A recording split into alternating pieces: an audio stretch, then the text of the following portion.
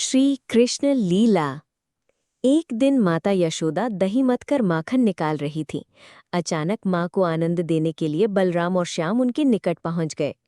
कन्हैया ने माँ की चोटी पकड़ ली और बलराम ने मोतियों की माला। दोनों माँ को अपनी तरफ खींचने का प्रयास करने लगे। बलराम कहते थे, माँ तुम पहले मेरी सुनो, और कन्हैया कहते थे कि नहीं माँ, तुम्हें पहले मेरी सुननी पड़ेगी। मैया मुझे भूख लगी है, भूख से मेरा बुरा हाल है, चलो ना जल्दी से मुझे माखन रोटी दे दो। यशोदा जी ने कहा, बेटा दूध पी लो, या घर में अनेक प्रकार के पकवान बने हैं, जो तुम्हारी इच्छा हो खा लो। कन्हैया ने कहा, नहीं, मैं तो केवल माखन रोटी ही खाऊंगा, मेवा पकवान मुझे अच्छे नहीं लगते। जब तक तुम मुझे माखन नहीं दे दोगी तब तक मैं तुम्हारी चोटी खींचता ही रहूंगा।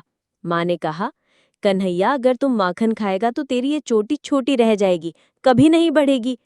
कन्हैया ने कहा, माँ तुम दाऊ भैया को तो कभी मना नहीं करती, वो जब भी मांगते हैं तुम उन्हें माखन रोटी दे देती हो, मुझे क्यों नहीं दे रही हो।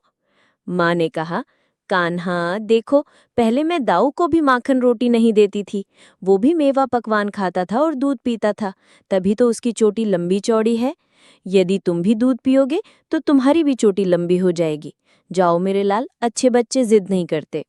कान्हा ने कहा, माँ तुम झूठ बोलती हो, कितनी बार मैंने दूध पिया है पर मेरी चोटी अब तक नहीं बढ़ी। आज तुम्हारा बहाना नहीं चल सकता, तुम्हें मुझे माखन रोटी देनी ही पड़ेगी। मैया ने कहा, कान्हा दाऊ अब बड़ा हो गया है, इसने तुमसे अधिक दिनों तक दूध पिया है, इसलिए दाऊ की चोटी बढ़ गई। जब तुम भी उतने ही दिनों तक दूध पी लोगे तो तुम्हारी भी चोटी बढ़ जाएगी। कन्हैया ने कहा, मैया मैं ये सब नहीं सुनूंगा, तुम साफ साफ बताओ मुझे माखन रोटी देती हो कि नहीं। यदि तुम मुझे माखन रोटी नहीं दोगी तो जाओ, मैं तुमसे बात नहीं करूंगा, ना ही तुम्हारी गोदी में आऊंगा। अब दाऊ भैया ही तुम्हारे पुत्र हैं, मैं भला तुम्हारा क्या लगता हूँ। माता यशोदा ने कहा, कान्हा तू तो मेरा प्राण है, मैं भला तेरे बिना कैसे रह सकती हूँ। मेरे नन्हे लाल, मैं तेरी बलैया लेती हूँ। तनिक रुको, मुझे माखन तो निकाल लेने दो, फिर तुम्हें जितना माखन चाहिए ले लेना। इस प्रकार माता यशोदा की आंखों से प्रेम आश्रु छलक पड़े। यशोदा मैया धन्य है।